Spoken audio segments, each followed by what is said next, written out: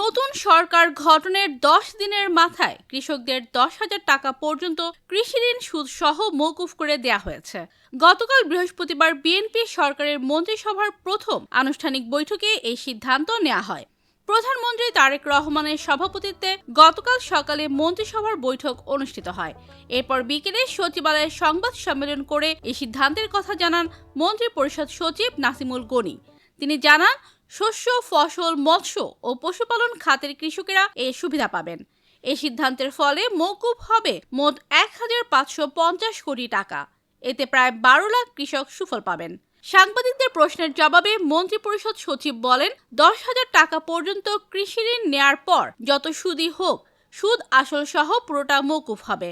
তিনি আরো বলেন, সরকার তার নির্বাচনী ইস্তেহার অনুযায়ী এই হারে কৃষি ঋণ সুদ সহ মওকুফের সিদ্ধান্ত নিয়েছে।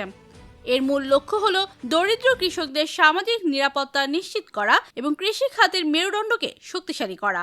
এতে ক্ষুদ্র ও প্রান্তিক কৃষকেরা ঋণের দায় থেকে মুক্ত হতে পারবেন, যা তাদের কর্মস্পৃহা বৃদ্ধি করবে এবং দেশের কৃষি খাতে উৎপাদন বৃদ্ধিতে সহায়ক হবেন।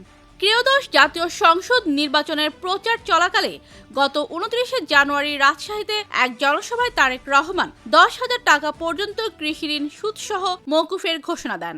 এরপর 6 ফেব্রুয়ারি বিএনপি নির্বাচনী ইশতেহার প্রকাশ করেন। এতেও কৃষি ঋণ মওকুফের অঙ্গীকার করা হয়। 12 ফেব্রুয়ারি নির্বাচনে বিএনপি 209 আসনে বিজয়ী হয়। সরকার গঠন করে 17 ফেব্রুয়ারি। এরপর গতকাল মন্ত্রিসভার প্রথম আনুষ্ঠানিক বৈঠকে 10,000 টাকা পর্যন্ত কৃষি ঋণ সুদ সহ মওকুফের সিদ্ধান্ত হলো। বিএনপি তাদের নির্বাচনের ইশতেহারে জনগণকে নানা প্রতিশ্রুতি দিয়েছে। তার মধ্যে রয়েছে ফ্যামিলি কার্ড চালু, কৃষক কার্ড চালু, 10,000 টাকা পর্যন্ত কৃষি ঋণ মওকুফ। এর মধ্যে 10,000 টাকা পর্যন্ত কৃষি ঋণ মওকুফের সিদ্ধান্ত হলো এবং ফ্যামিলি কার্ড চালুর প্রক্রিয়া প্রায় চূড়ান্ত। নির্বাচনী ইশতেহারে উল্লেখযোগ্য পরবর্তী কর্মসূচি সরকার ধাপে ধাপে সম্পন্ন করবে।